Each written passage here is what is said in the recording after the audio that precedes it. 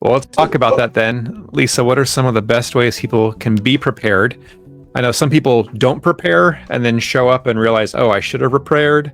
Otherwise, sometimes people get false information online. So what are the best ways people should be prepared to avoid that rejection? Yeah, I mean, we hear people at Argo Visa every day say, I wish I'd known about you guys earlier, or I wish I had prepared better for my interview. And I find myself saying more often than not, man, I wish I'd had the chance to speak with you before, your first, second, third rejection, because you are qualified for the visa and it would have been much easier for you to demonstrate those qualifications before all these rejections started piling up. So, I mean, I think, the first thing is you want to be prepared for the first time you go in for your visa interview, if you can be. And the way to do that, well, regardless of when you're applying, is to know the qualifications that the officer is looking for, and how they interpret those qualifications. And that's really what we do at Argo Visa, right? We don't just say, oh, you need to demonstrate you're really a tourist. We say, okay, this is how an officer determines if you really sound like a tourist or not,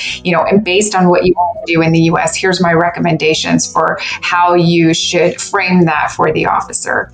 And then secondly, do some deep thinking about what it is about your life in your home country that you wouldn't want to give up, that you would come back for, and how to explain that in a way that the officer is going to find persuasive and compelling. So, for example, it's not enough to say, oh, of course I'm going to go back to my home country. All my family's there. Maybe that's perfectly true for you, but the problem is there's millions of examples around the world of people leaving behind their family in order to pursue better economic opportunities, not because they don't love their family, but because they do love their family and they're willing to make the sacrifice of being together physically in order to better provide for their family. So it's just saying, oh, I have family here, I've got property here, I have a job here is not enough. You have to explain why that means you're going to be going back home after your trip. Those are some great tips. And I think one of my favorite tips that I always learn from you guys at Argo is don't depend on your documents. I think a lot of people think they have to have the perfect documents all organized and they're just going to pass them over. The visa officer is going to read them and be like, good to go. What I've learned is that most visa officers don't even look at the documents, or they don't want to, unless absolutely necessary. And it's more about communication, the clarity and the confidence and the conversation, less about the documents. Is that correct? Yeah, absolutely. In fact, I was just speaking to a consular officer the other day who told me that he knew of a guy 5-minute walk from the embassy who had set up a little stand with his typewriter to type up documents for people going into their visa interview.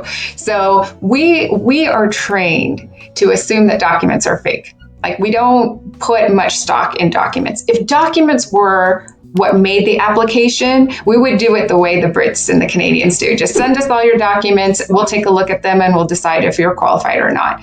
The US government made a policy decision at some point that documents aren't worth the paper that they're written on, which is why they expend so much in resources to do these in-person interviews. First of all, we're talking about non-immigrant visas. If we're talking about immigrant visas, then documents are important because the government will expend the resources to verify those documents to make sure that they're valid. But when it comes to non-immigrant visas, they're not going to do that.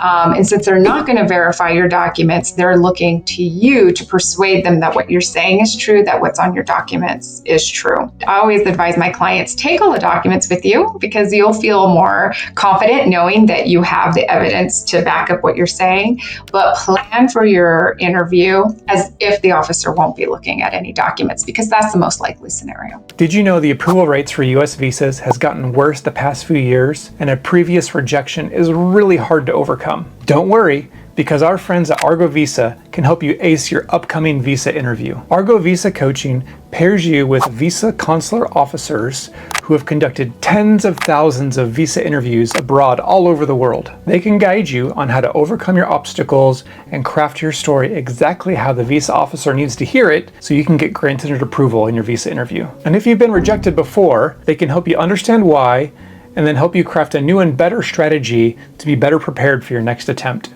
Their Visa Checkup tool is an amazing free resource that you can use that helps you gauge how a visa officer is likely to respond to your current situation. Quickly answer a dozen questions and see what your score will be. If you want visa interview success, Argo Visa is the team that can help you find it. Check them out with the links above and below. Good luck, my friends.